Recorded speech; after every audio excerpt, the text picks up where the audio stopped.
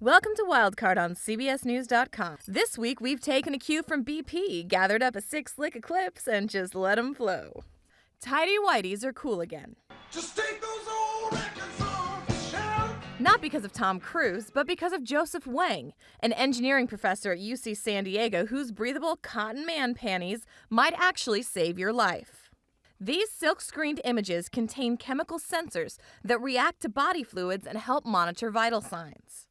Always a fan of standard issue underwear, this project is being funded by the U.S. Navy.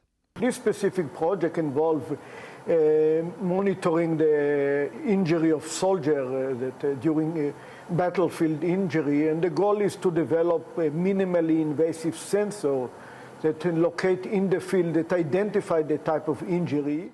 So if a guy comes up to you and tells you he's having a chemical reaction in his pants, resist the urge to punch him in the face and call 911.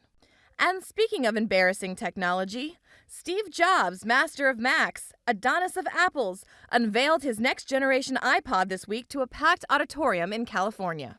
Or at least he tried to. We're having a little problem here. I don't know what's wrong with our networks. And then he tried again.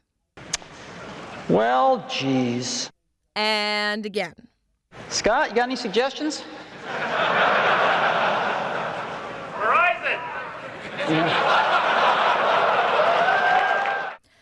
It's okay. First-generation stuff always has a few kinks to work out. I guess Steve is no exception. Calvin Klein is getting a new market for his perfume. Zoos. Keepers at the Brookfield Zoo are using strong commercial perfumes to keep their big cats happy and animated. And which fashionable pheromones make the female felines extra frisky? CK's obsession for men. I think this should be the start of a new advertising campaign.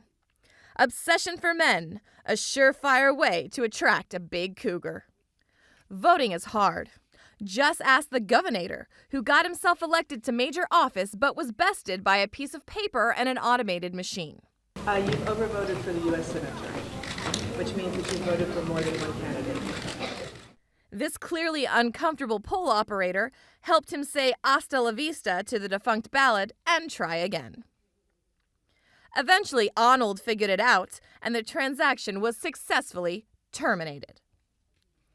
And finally today, while the rest of the world worries about the vulnerability of shores in the Gulf, a Delaware beach is having some exposure problems of its own. Lifeguards at Rehoboth Beach asked several individuals who they thought were topless women to cover it up.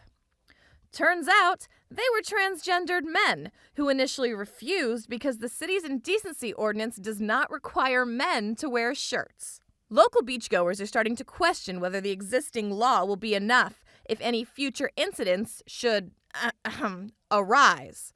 I've got full confidence in the police that if this or any issue cropped up again and again as a problem with enforcement, then the police would advise us and we would take a look at it then. You know, there's a lot of headaches you expect to deal with when taking your family to the beach.